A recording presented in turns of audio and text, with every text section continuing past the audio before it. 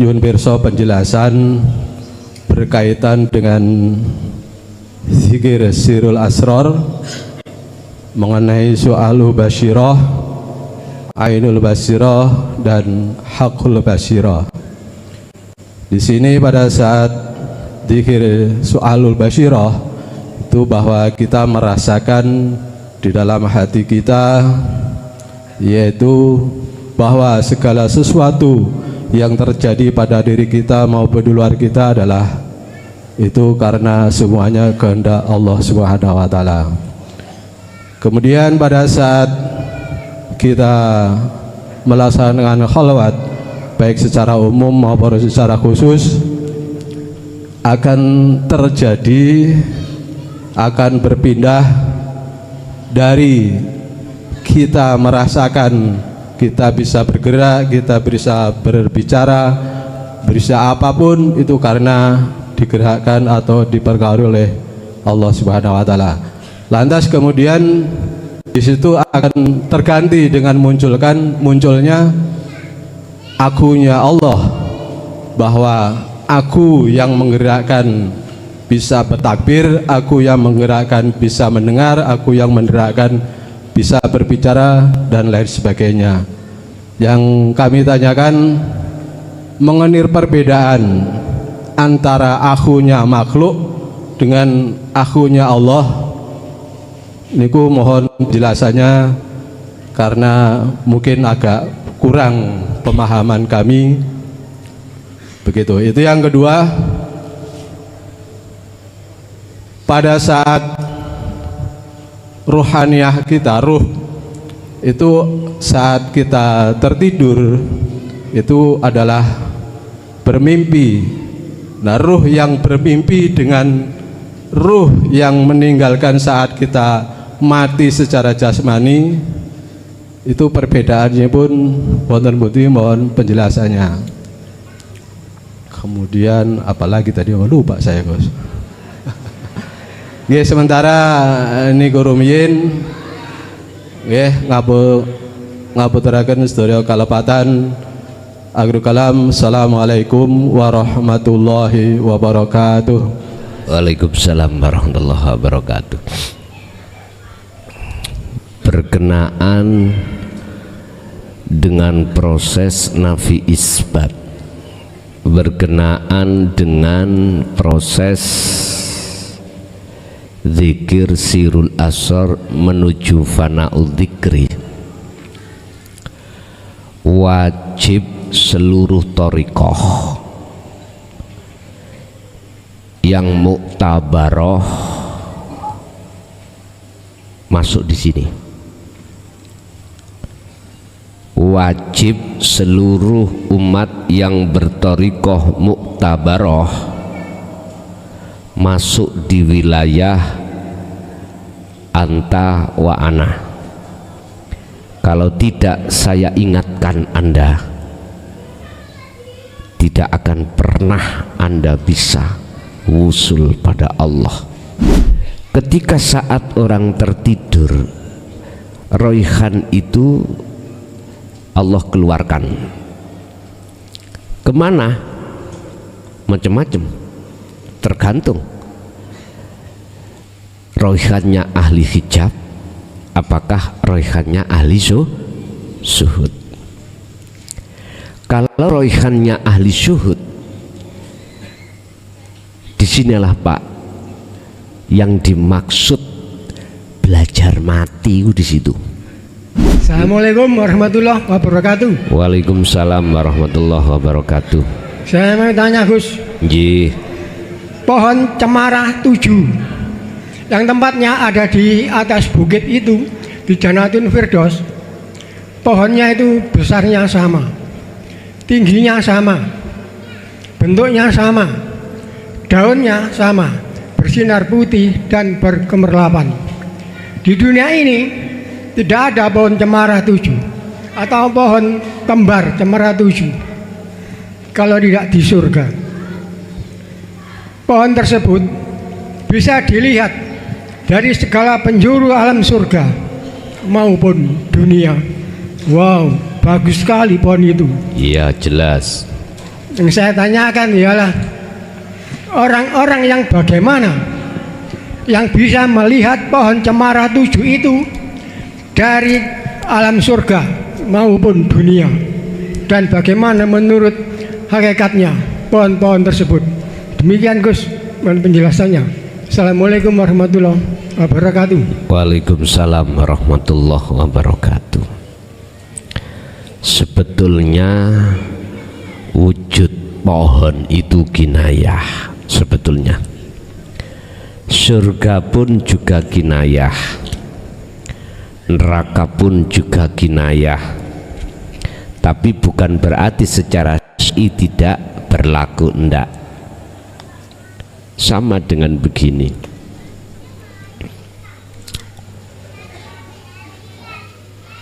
jikalau kau ingin ketemu Allah, maka matilah kau. Ini dulu tidak dijelaskan dengan gamblang, sehingga menjadikan kita kebingungan. Yang dimaksud matilah kau adalah matikan keakuanmu secara ruhaniah, bukan secara jasmaniah. Berarti jasmaniahmu harus ada tindakan untuk melakukan kholwat, dan ruhaniahmu meniadakan keakuan diri. Mestinya dijelaskan seperti itu. Tapi pada saat itu nggak berani, karena siapa yang berani mengatakan itu, mohon maaf, bangsa londo iku ngancam akan menangkap dan membunuh. Bangsa kaum Khawarij itu ngancam akan menangkap dan membunuh. Akhirnya pada saat itu jangan heran kalau pengajaran tentang wahyu dinu tauhid ini terkesan disembunyikan. Pun kembali kepada pohon cemara, yang pohon itu bisa dilihat dari ufuk manapun. Yang menjadi pertanyaan, siapakah yang bisa melihat pohon cemara itu? Jawabannya adalah, ya ayyuhalladzina amanuttaqullaha haqqa tuqatihi wala tamutunna illa wa antum muslimun. Ini menyangkut masalah ketakwaan. Kita sudah sadar tentang takwa itu meliputi 3 hal: ilmu, amal, dan istiqomah. Ilmu ini perkara wahyu yang bisa mendobrak hatimu untuk kesadaran, sadar akan hidup, sadar akan Tuhan yang sejati. Amal berarti praktek, selalu melakukan wa amilus sholihah. Istiqomah berarti terus menerus. Inilah mereka Pak yang bisa memandang pohon cemara itu. Lah maksud daripada pohon cemara itu apa? Itulah anugerah Allah. Buktinya, siapapun kita, jikalau sudah ruhaniahnya itu condong makrifat pada Allah di segala aspek kondisi apapun, dia akan bisa memandang semua itu anugerah Allah. Sekalipun apa yang dihadapkan panjenengan itu berbentuk kopdi atau perkara yang tidak enak. Sebab di situ ada maksud Allah. Contoh, sekarang sing sak kasih contoh ibu aja. Ibu lak gak kepingin toh garwa sampean sedo. Pingin boten? Boten. Gak kepingin to Bu garwa sampean iku mau terjadi musibah, lah gak kepingin nggih. Andai kata garwa sampean itu diterjadikan Allah untuk menguji jenengan perkara yang tidak enak, ingat Bu, itu semata-mata jenengan itu bakal diselamatkan ruhaniah Anda dari garangan. Tahu garangan? Yo garwa sampean mau. Saya katakan garangan, mohon maaf, ketika hati jenengan itu ingin melakukan khalwat menuju dan bertemu Allah, garwa jenengan itu selalu menghalang-halangi.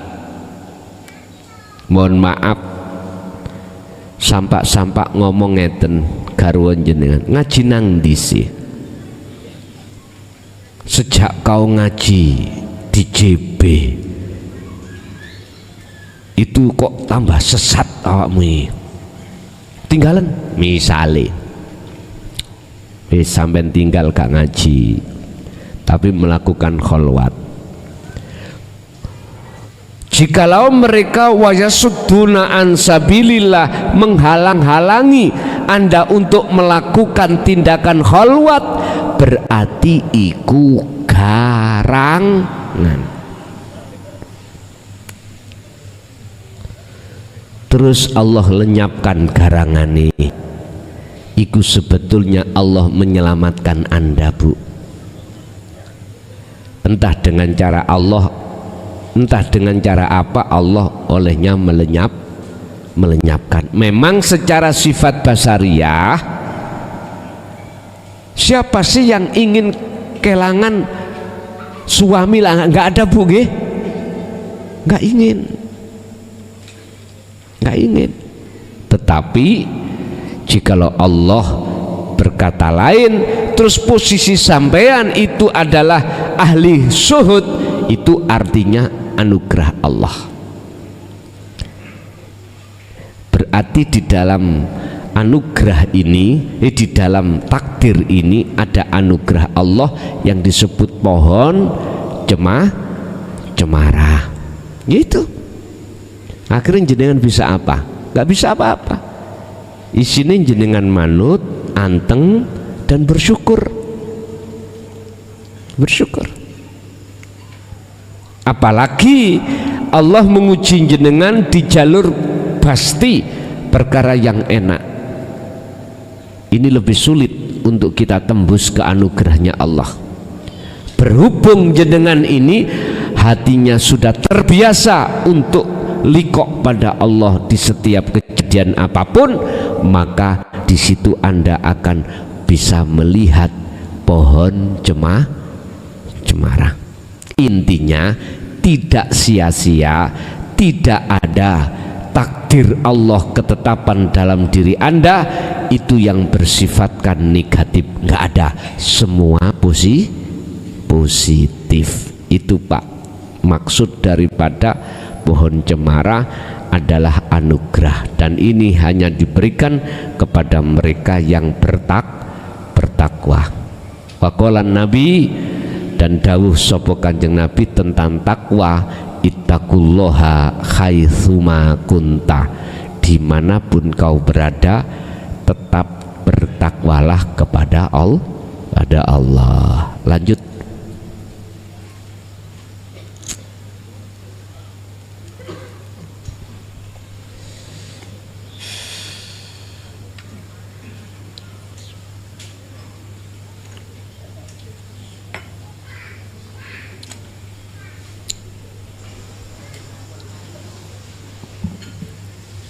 Assalamualaikum warahmatullahi wabarakatuh.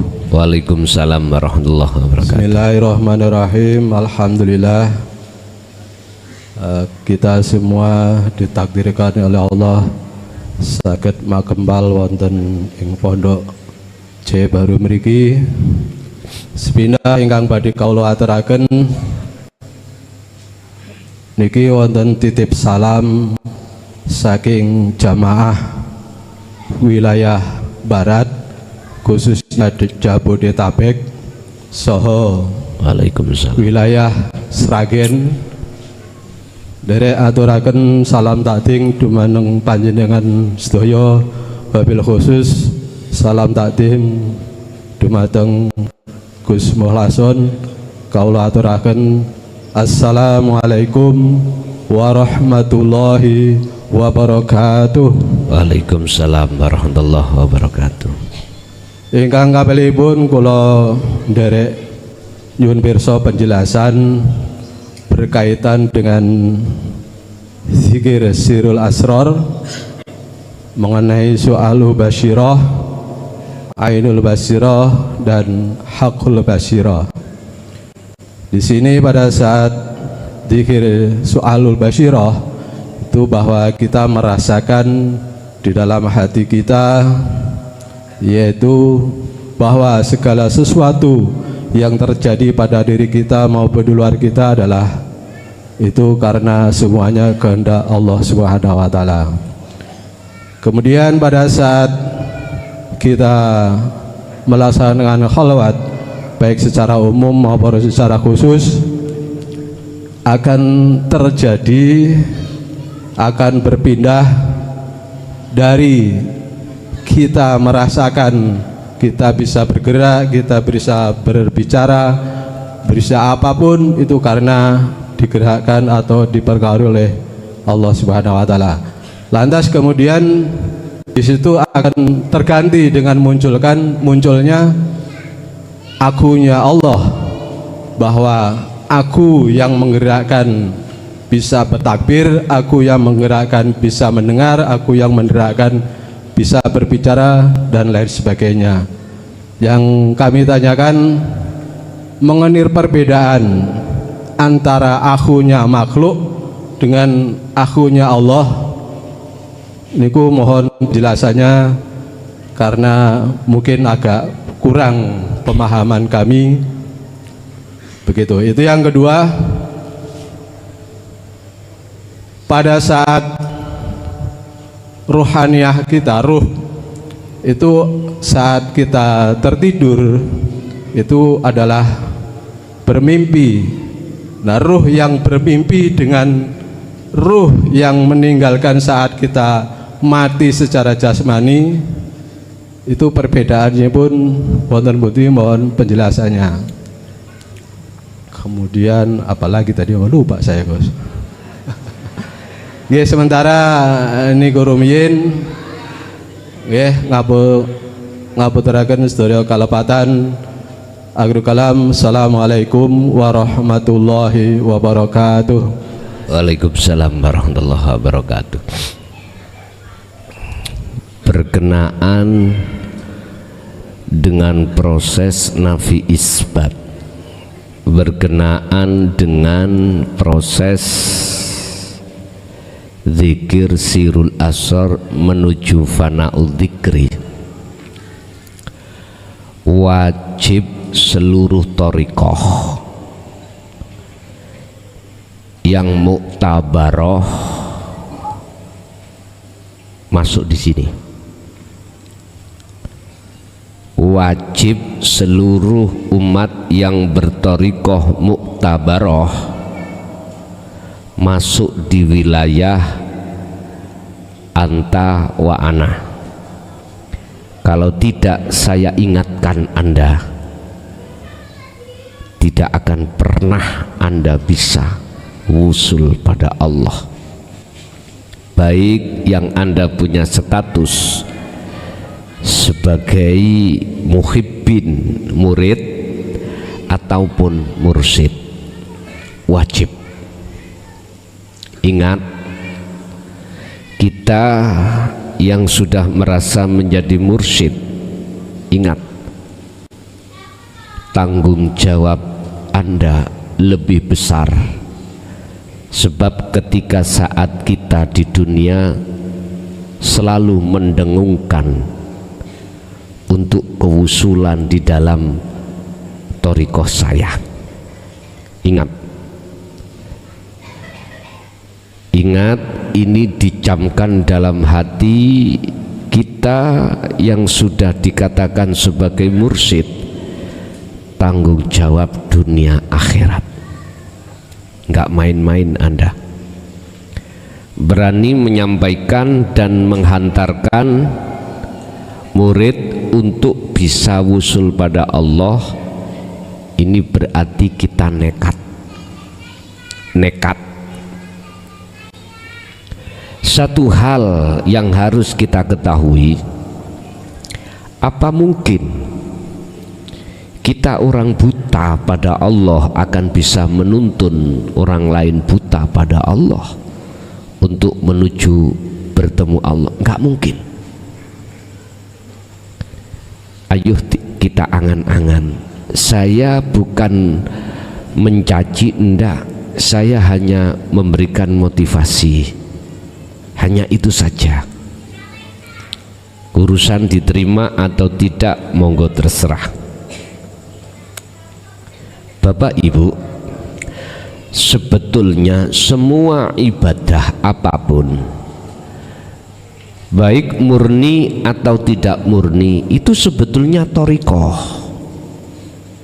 Itu thariqah yang sambungnya, muktabarohnya langsung pada Allah. Langsung pada Allah.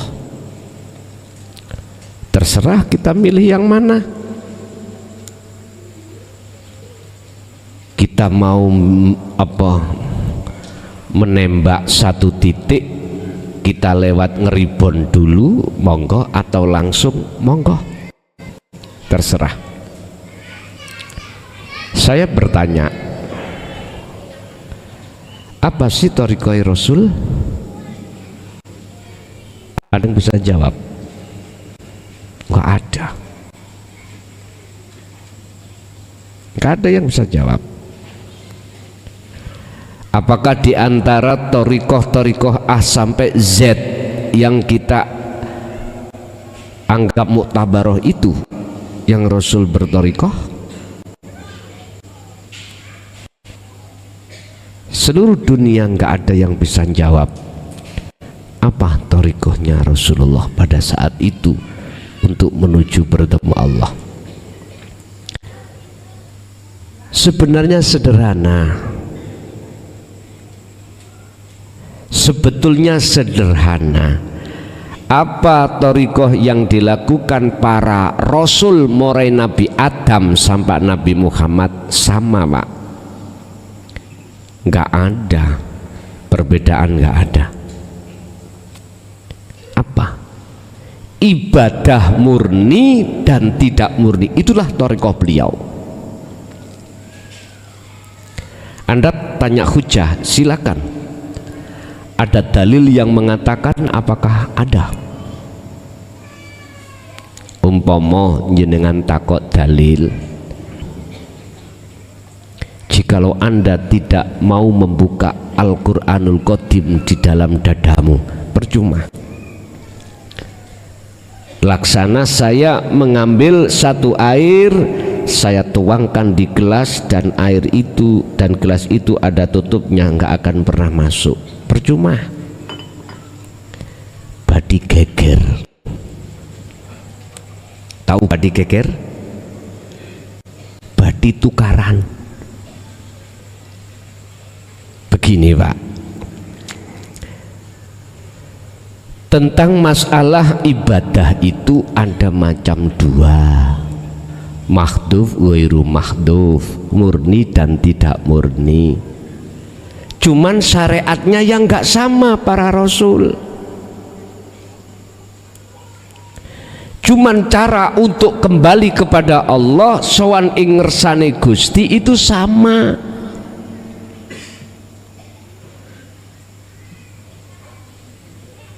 Sholat ikut thariqah, zakat thariqah, puasa thariqah, haji thariqah. Ibadah murni, baca Quran thariqah. Beliau Rasulullah pasti memanfaatkan berbagai thariqah itu karena itu fasilitas yang Allah berikan kepada kita untuk bertemu Allah di situ. Ini akan bisa bertemu Anda apabila Anda sudah masuk di dalam anta wa ana, baru bisa. Anda akan bisa bertemu Allah manakala di situ Anda memegang sirul asrar dan fana'ul dzikri, baru bisa. Sekarang aku tanya pada panjenengan, yang panjenengan itu sudah berpuluh tahun mengamalkan aurat di dalam thariqah panjenengan masing-masing.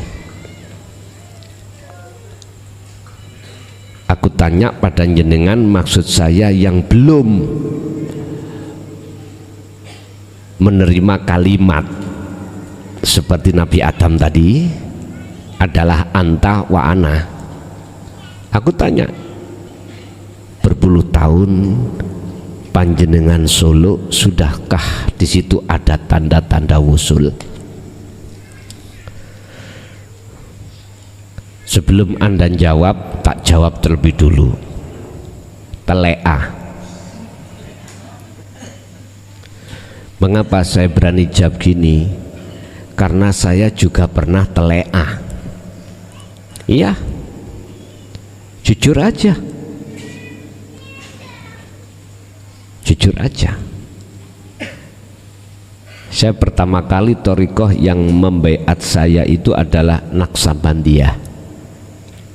Beliau ayahanda sendiri, ya, dan saya ambil thariqah yang lain. Tapi selama itu tidak ada tanda-tanda untuk usul datang Allah, karena yaitu tadi anta wa ana belum kami dapatkan. Oleh sebab itu saya hanya memberikan saran pada panjenengan di thariqah manapun, silahkan, semua baik, tapi Anda harus mengantongi illa anta wa ana. Udah, titik, ada di situ. Sebab saya tahu jenengan tujuannya Solo di dalam thariqah ini, thariqah itu, atau bisa dikatakan khususia. Mana? Maksudnya supaya jenengan lekas usul ketemu Allah. Semuanya tujuannya di situ. Bapak Ibu, betapa pentingnya tentang pendidikan dan pengetahuan sekaligus pengamalan illa anta, la ilaha illa anta, yang memunculkan dzikir sirul asrar. Maka kami selalu di dalam tausiah manapun, saya terangkan lagi terus, nggak ada bosan-bosannya, kami terus menyerukan hal itu, nggak ada bosan-bosannya. Memang di situ ada proses di mana jenengan itu sebelum dimusyahadah itu ada muraqabah.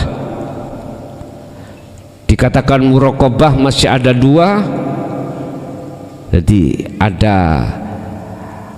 anta Allah dengan ana makhluk. Selain itu sudah tidak ada. Itu sebagai proses. Akhirnya Anda merasa Allah itu sangat dekat pada diri Anda, cuman belum ahad, belum bertemu. Melihat dari surat Al-Ahzab, jikalau Anda sudah di posisi seperti ini, ya ayyuhalladzina amanu dzkurullaha dzikran katsiran, teruskan, perbanyak dzikirmu itu sekalipun kau masih belum ke ahad. Bahkan dalam satu makalah Syekh Ibnu Athaillah di dalam kitab Hikam, la tatruk adzikra li adami hudurika ma'allah bihi, jangan kau tinggal zikir itu, walaupun ketika kau berzikir belum mencapai makrifat pada Allah. Walaupun jenengan tasik muter-muter di dalam muraqabah, teruskan, sebab semakin lama perjalanan Anda ini akan sampai pada tujuan, yaitu di musyahadah. Dan itu juga Allah tuangkan di dalam surat Al-Ankabut ayat 5. Allah berjanji, siapapun hambaku yang mengharapkan pertemuan terhadapku, kata Allah, aku berjanji, Allah berjanji, dalam waktu yang Allah tentukan pertemuan itu terjadi. Lah, ayat ini sebagai motivasi supaya jenengan tidak putus asa, supaya Anda tidak pesimis, justru optimis.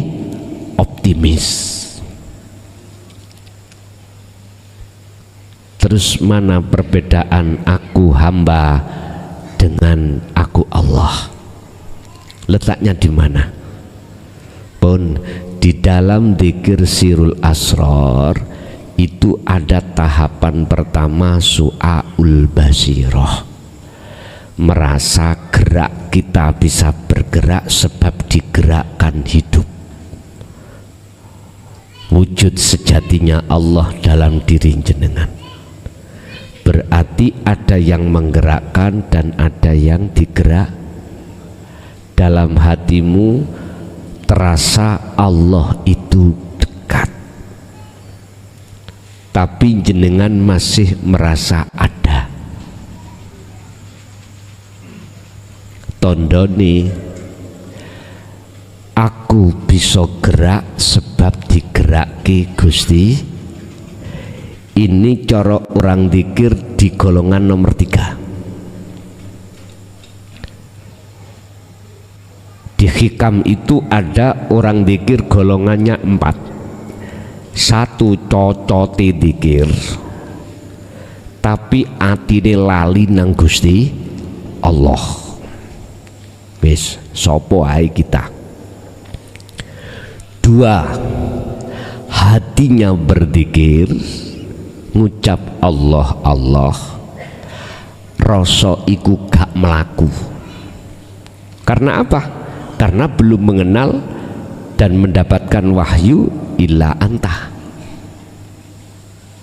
Yang nomor 3, ada orang yang berzikir baik cocote maupun hatinya, tapi dia merasa kehadiran Allah. Ini Allah sudah terasa dekat, berarti apa? Ihsan. Iman jenengan sudah ihsan. Ihsan yang fa'ilam taroh, belum ketemu. Ini kan posisinya su'aul basyirah. Jadi aku diri manusia, perbedaan aku makhluk dengan aku Allah. Di dalam aku diri itu ada 2, Pak. Aku diri makhluk sebagai objek yang digerakkan Allah. Artinya dalam hati sampean ada rasa yang menggerakkan itu Allah. Lah, kewujudan aku diri sebagai makhluk itu masih tampak. Jadi antara subjek dan objek itu ada masian. Iki mending, Pak. Tapi ada aku diri makhluk ini yang kedua. Wah, iki wong dolime wong dolim. Dzil mudil iki. Apa? Iku ne cilikno sing channelku ning channel mic ini sampai kecilkan, jangan zoome. Channel saya yang channel mic ini kan ada channel itu ada untuk ikut dikecilkan. Yang dzil mudil, sesat dan menyesatkan adalah ketika kita sudah tidak ada hati koneksi pada Allah lewat rasa, muncul keakuan ingsun hamba yang bisa ini bisa itu, punya ini punya ini coro aku kuadrat, Pak. Tahu aku kuadrat? Orang ini masuk di dalam surat Ibrahim ayat 3. Golongan yang seperti ini golongan orang yang masuk di dalam surat Ibrahim ayat 3. Alladzina yastahibbunal hayata dunya alal akhirah. Mereka akan mempengaruhi orang lain untuk seperti dia, mengajarkan berbagai ilmu apapun untuk mengiman terhadap selain Allah. Wa yasudduna an sabilillah, mereka akan menghalangi pengikutnya untuk apabila pengikutnya akan mengikuti illa anta wa ana, ditakut-takuti. Wa yabghunaha iwaja, Anda akan dibengkokkan tujuan Anda.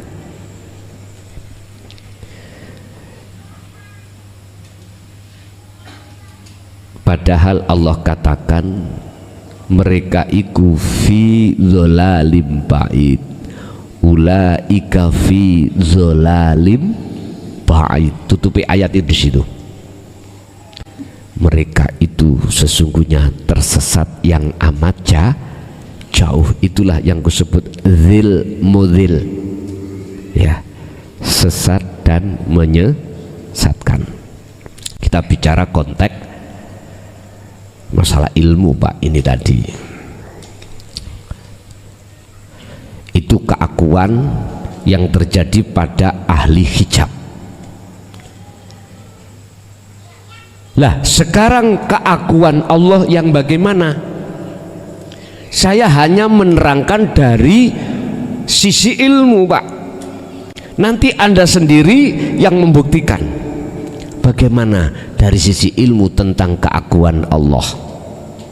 Setelah kehilangan kefanaan keakuan dirimu sebagai makhluk yang wujud, sebagai makhluk yang apapun, itu kefanaan baru muncul di dalam hatimu keakuan Allah. Ini sudah nggak bisa kau gambarkan dengan gambaran apapun, kau ucapkan dengan ucapan apapun. Nanti dalam pembuktian kau tidak bisa menamai dengan nama apapun. Ya sudah, Anda sendiri yang membuktikan nanti. Apa yang kusampaikan adalah sebuah ilmu untuk mendorong menjadi wahyu dalam hati panjenengan. Cara merakteknya ya seperti tadi yang ku katakan tadi di awal tentang masalah kholwat.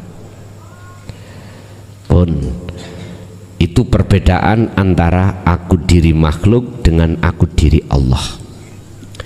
Yang kedua terkait rohaniyah pada saat dia mati ataupun saat dia tertidur dalam mimpi. Perbedaannya di mana? Gini, Pak. Ketika seseorang itu tertidur, jelas di situ yang keluar adalah roihan. Ada dua, Pak. Ada ruh, ada roihan. Ruh dan roihan.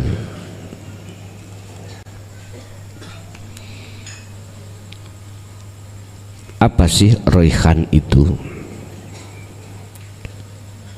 Iki orang Jawa kalau mengatakan sukma, okay? Sing tahu ngaji kejawen, ilmu sejati pasti akan diterangkan tentang sukma. Ketika saat orang tertidur, roihan itu Allah keluarkan. Kemana? Macam-macam. tergantung roihannya ahli hijab apakah roihannya ahli syuhud. Kalau roihannya ahli syuhud, disinilah Pak yang dimaksud belajar mati di situ. Belajar mati di sini. Tapi tetap napas masih sambung, masih terus berlaku. Ini kalau tidur.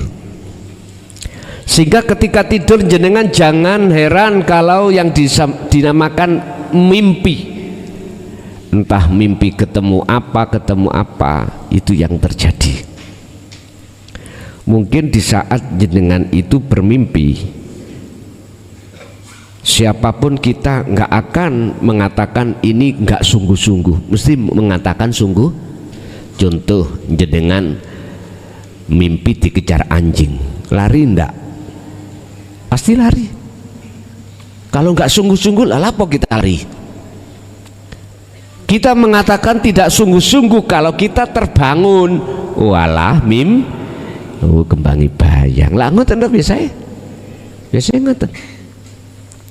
Salah fatal jenengan. Itulah sebetulnya proses belajar mati di situ. Meniadakan diri.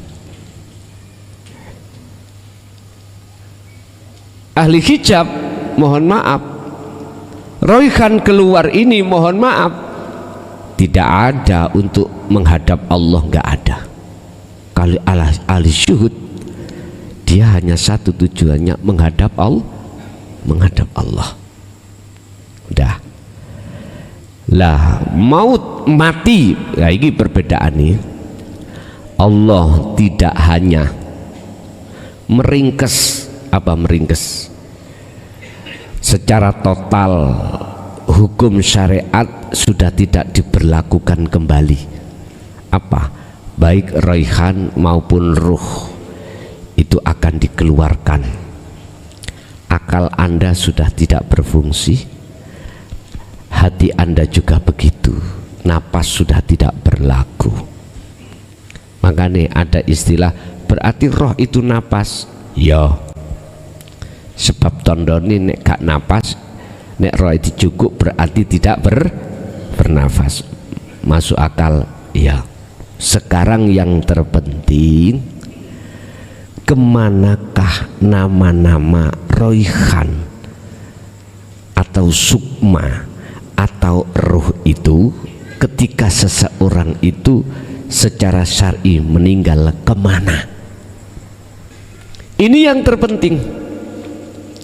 Kita sudah disindir oleh Allah, in asobathum musibah qalu inna lillahi wa inna ilaihi raji'un.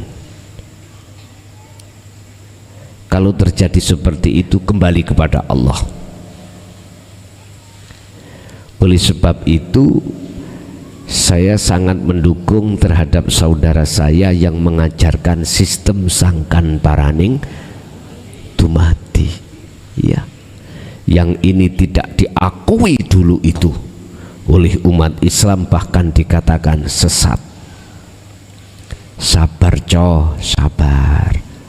sabar, itu loh keluaran dari Al-Quran, innalillahi wa inna ilaihi raji'un. Oleh karena kita dangkal tentang seperti itu, maka jikalau tidak bahasa Quran gak gelem, padahal itu bahasa Jawa terjemahan dari Al-Quran. Pun Bapak Ibu, kemanakah ruhaniyah itu? Ada dua proses perjalanan ruhaniyah ketika meninggal dunia. Ada dua golongan. Oleh karena umat manusia tidak pernah mati, iki lho diceritani kalau di depanmu itu ada alam dua, satu adalah zulumat, yang satunya adalah nur. Nggak percaya? Ning ngarep sampeyan kalih kula iku dihadapkan dua lapis alam. Siji alam sing peteng, loro alam sing padang. Sing waktu ning dunya kok ya ruhaniyah iku masih peteng nang Allah, mesti, saya nggak adik ngomong insyaallah, mesti mlebu ning alam gelap.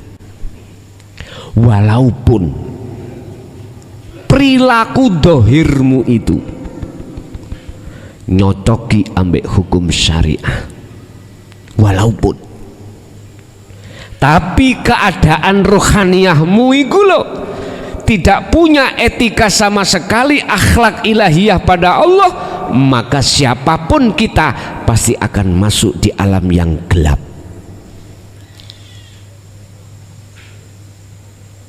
Kurang percayakah Allah mendokumentasikan wahyunya di dalam surah Al-Isra ayat 72? Kurang percayakah? Hei manusia, hei orang-orang mukmin, hei orang-orang muslim, percayakah? Masihkah Anda tidak percaya? Allah mendokumentasikan hal ini di dalam surah Al-Isra ayat 72. Barang siapa saat di dunia mata hatinya, imannya itu masih gelap pada Allah, maka di akhirat pun juga gelap. Nek jenengan masih tidak bisa beriman, iku sebabe Anda melihat wahyu dawuh iki mang teko makhluk. Kalau hati sampean itu meyakini dawuh itu sangka Allah, aku yakin itu harapan hati Anda untuk bisa dibuka menerima wahyu kalimat ini. Satu, dua, golongan yang nomor dua, kemanakah ruhaniyah ketika saat mati di dunia ini? Jelas masuk di alam yang padang. Coro Anda jalan nggak pernah tersesat. Itulah perbedaan antara su'ul khotimah dengan husnul pun. Sekalipun jasad lakumu iku miturut pandangan menungso elek. Ayo proteso. Sekalipun laku jasad ning awakmu iku miturut pandangan menungso iku elek, apalagi miturut pandangan menungso itu api, apalagi lah ngoten ta, wong elek ae bakal masuk ning alam padang rohaniyah, apa maneh sing jasad pandangan menungso iku api baik.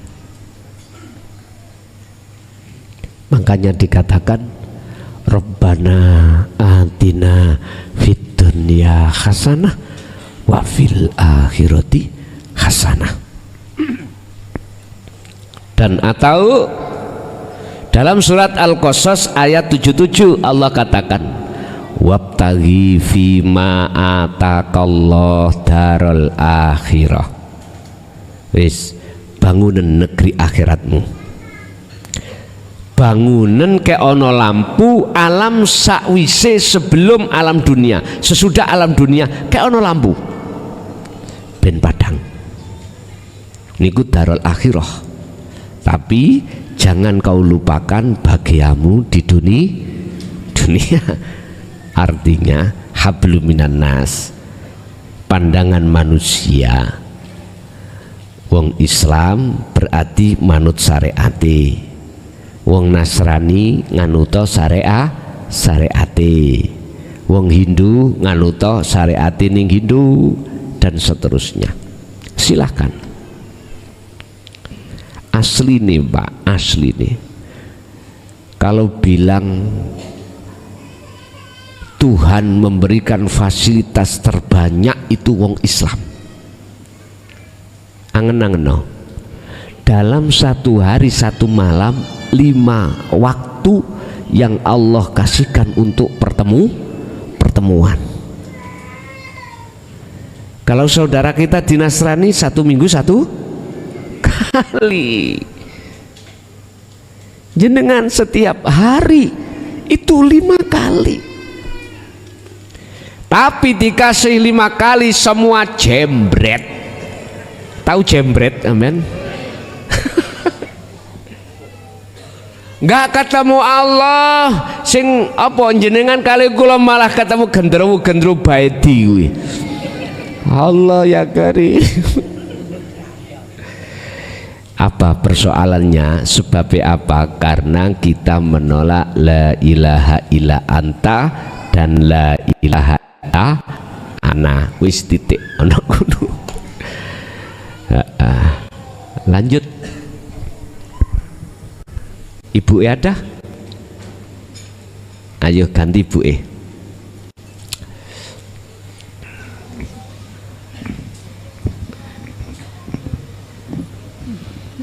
Assalamualaikum warahmatullahi wabarakatuh. Waalaikumsalam warahmatullahi wabarakatuh. Gusti Allah nguji kula keweden tiyang mati. Awal niku kula enten tiyang mati kula ndugi niku ningali mandi ini kula. Mados kula ningali sikile niku lho. Kok sirah kula mbun-mbunan niku kados dijuwajan niku peleng ngoten kados kula peleng niku wau pun kados tiyang gendeng.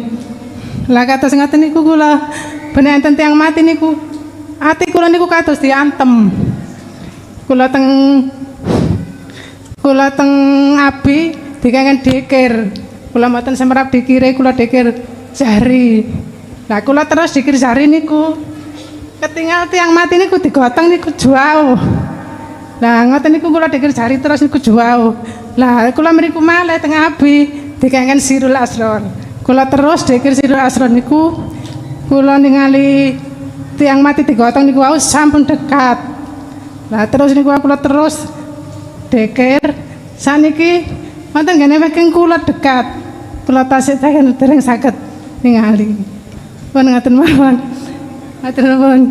Assalamualaikum warahmatullahi wabarakatuh. Waalaikumsalam warahmatullahi wabarakatuh. Proses Allah menghantarkan hambanya untuk bertemu padanya berbagai macam kejadian dan kisah. Rapopo. Yang terpenting bukan perbedaan di antara kisah sejarahnya yang diterima, bukan. Yang terpenting adalah bagaimana di dalam hati panjenengan itu selalu dan selalu gak ngeroso akune diri yang bisa melakukan. Bon, intinya di situ. Bagaimana alias rasa muncul keakuan Allah di dalam diri atas segala hal apapun. Lah nek teng mriku Allah dawuh ala bidzikrillahi tatmainnul qulub. Itulah yang akan menjadikan hatimu tidak takut, tidak gampang sakit, tidak gampang khawatir, alias jenengan gampang hatinya damai. Nggih, nek wis diilangno wis ada kiwa tengen sampean makhluk ya ampun, tinggal sampean mempertahankan diri. Ngoten nggih. Lanjut wong wedok asik wonten. Monggo. Assalamualaikum warahmatullahi wabarakatuh. Waalaikumsalam. Mau tanya Gus. Bentar. Ngapunten sadereng.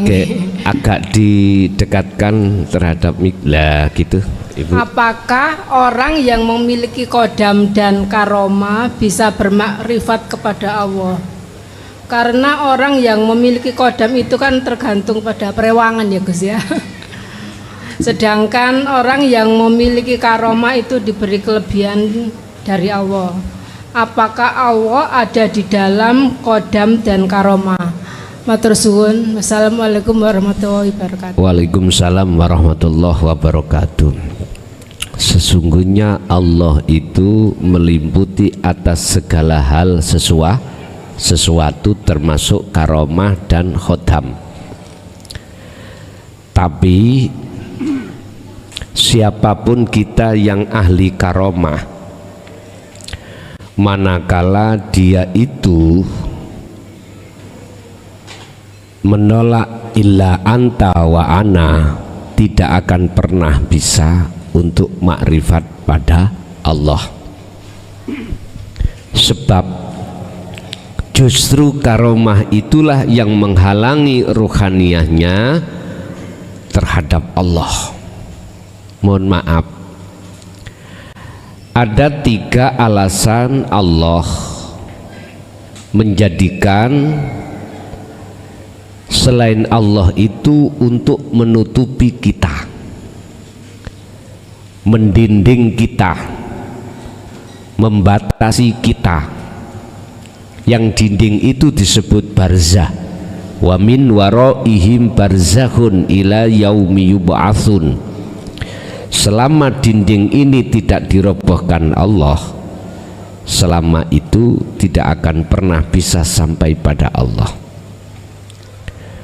Selama kita masih di alam barzah, maka selama itu tidak akan pernah sampai pada Allah. Tunggulah waktu kebangkitan.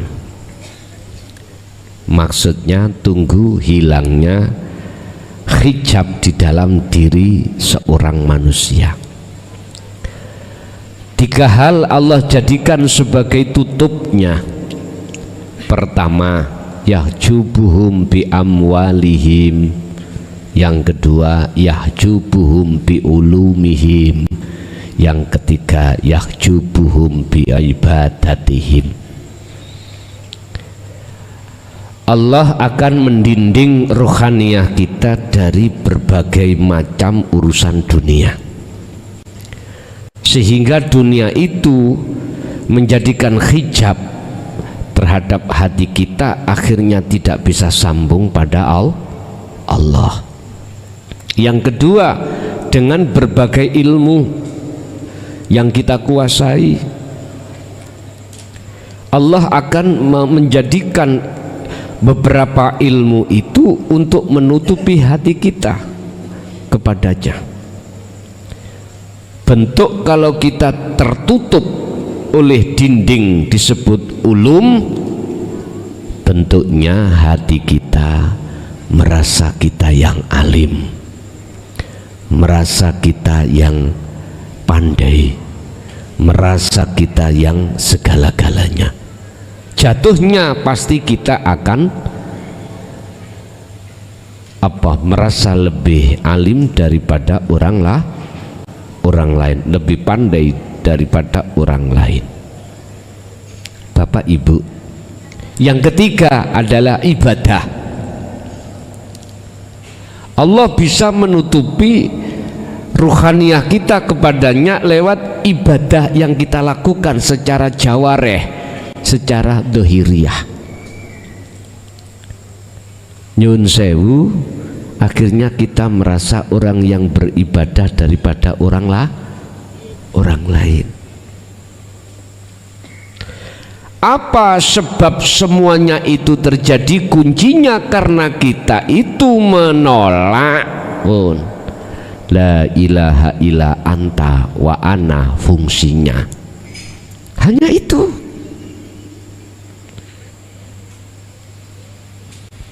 Hanya kita menolak tentang hakikat makrifat, itulah akhirnya kita dihijabi Allah.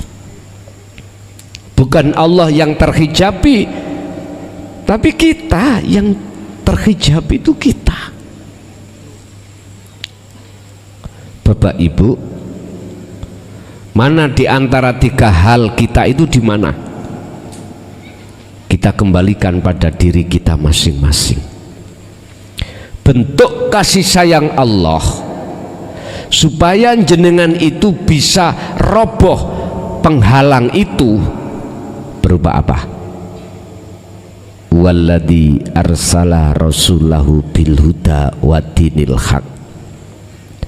Allah mengutus utusannya untuk menyampaikan la ilaha illa anta wa ana ini, Pak. Siapapun yang diutus Allah itu hak Allah. Tapi berhubung kesusu kita tolak, maka sampai kapanpun Anda akan menyesal. Kapan hal itu akan terjadi penyesalan? Hatta idza ja'at humus sa'atu baghtatan. Ketika saat detik-detik hari yang dijanjikan Allah itu datang, baghdah adalah perkara sing ngagetno, yaitu kematian. Udah detik-detik itulah kita akan menyesali atas segala apa penolakan kita saat kita dulu diingatkan oleh utusan Allah tentang la ilaha illa anta wa ana. Nek ra percaya takonono hi kuburan wong iku. Nggih. Takonono. Sebelum Anda menakoni terhadap mereka, Qur'ani sampai buka qad khasiral ladzina kadzdzabu biliqa'illah. Ini siapapun kita yang mendustakan alias tidak percaya dengan pertemuan terhadap Allah saat di dunia ini, maka disitulah sak rugi-rugi nih orang yang paling rugi, sak sengsara nih orang yang paling sengsara. Satu lagi, qad aflahal mu'minun alladzina hum fi sholatihim khoshi'un. Sungguh beruntung, bahagialah mereka saat di dunia sudah bertemu Allah. Artinya gak mendustai atas pertemuan ini. Dituangkan di situ adalah orang-orang mukmin yang sholatnya khusyuk. Khusyuk itu berarti bertemu Allah. Ini Bapak Ibu, terhadap kita milih yang mana terserah. Ya, lanjut. Pertanyaan ini mang satu atau dua? Dua ya. Yang dua apa tadi? Khotam. Apakah Allah itu di dalam khotam? Nggih. Leres. Berhubung ahli karomah itu menolak la ilaha illa anta dan ana, nggak bisa menembus, Bu, ya. Ikut di golongan orang-orang kasaf. Sekarang golongan orang yang tidak kasaf berarti nggone mukhadoroh. Ya ini, bisakah kita melihat wujudnya Allah di setiap makhluk yang diliputi? Ahli syuhud pasti akan bisa menembusnya, karena selain daripada hidup itu sudah tiada bagi dia, sehingga yang katanya wujudnya selain Allah itu tidak akan pernah menjadi penghalang, disebabkan sudah tidak wujud bagi ahli syuhud. Begitu. Tandanya apa? Kalau Allah di dalam karomah khodam, itu khodami bermanfaat koyoi, ya. Contoh kita ini ada kopi, bukti ini kopi seakan-akan bisa mendatangkan rasa pahit. Nah gitu toh. Nah itu. Padahal datangnya rasa pahit itu disebabkan karena hidup. Oleh karena hidupnya nyata, itu dikarenakan cahaya makrifat sampai ada, akhirnya berimannya datangnya rasa pahit itu dari dari Allah. Oke, lanjut. Assalamualaikum warahmatullahi wabarakatuh. Waalaikumsalam warahmatullahi wabarakatuh. Kembali ke tema yaitu mohon maaf kepada para senior, untuk di titik tanggal 10 itu saya banyak teman rombongan dari Pandaan itu yang belum melakukan yaitu apa namanya, baiat. Jadi untuk senior-senior yang masih baru itu apa harus baiat untuk melakukan kholwat di titik tanggal 10 itu, dikarenakan hari Sabtunya tinggal 1 kali. Apa kita setujui baiat bersama atau gimana? Terima kasih. Wassalamualaikum warahmatullahi wabarakatuh. Waalaikumsalam warahmatullahi wabarakatuh. Sebetulnya Pak Bu ya, kalau bahasa hakikat,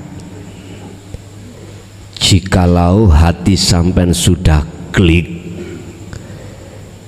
sesungguhnya laisa kamisli sayun, yaitu hidup itu dalam diri Anda itu sudah yakin wujudnya Allah. Sebetulnya itu sambung sebetulnya, cuman secara syar'i lebih baik itu harus berbaiat. Apa? Secara visual, secara zahiriyah diterjadikan. Saya sih nganut-nganut aja, terserah jenengan. Kalau diinginkan ya semoga. Atau gini saja, sebetulnya terkait masalah baiat itu tidak dangkal atau terbatas Pak. Boleh Anda lakukan mengikuti di bab baiat di channel, di situ ada, ikut di situ lebih baik. Tapi jikalau sudah klik tidak mengikuti berbaiat secara visual atau secara zahiriyah, sebetulnya Anda sudah sambung lah gitu. Tujuannya baiat adalah menyambungkan talinya ruh pada Allah. Lah sudah tersambung. Cuman secara syar'i belum, ngoten mawon. Belum berbaiat. Sebetulnya terserah jenengan. Saya manut aja, jikalau diinginkan yes, boleh itu dilakukan. Makanya setiap Sabtu mengapa saya buka jam 4 itu berbaiat, itu karena toleransi dari hukum syar'i. Apalagi jenengan yang belum klik lah, itu perlu menurut saya wajib. Kalau belum klik lo ya, maksud daripada piye toh carane nyambungi rasa antara roh dengan urip. Lah nek belum klik, menurut saya sih wajib untuk berbaiat begitu. Nggih. Ada Mas ya? Cukup? Nggih, Bapak Ibu hadirin jamaah rahimakumullah. Apa yang Allah kasihkan pada malam hari ini itu bentuk kasih sayang Allah terhadap kita sebagai hambanya untuk lebih baik ke depan dalam hal pertemuan kita pada Allah Subhanahu wa taala. Kita tutup lahumul Fatihah.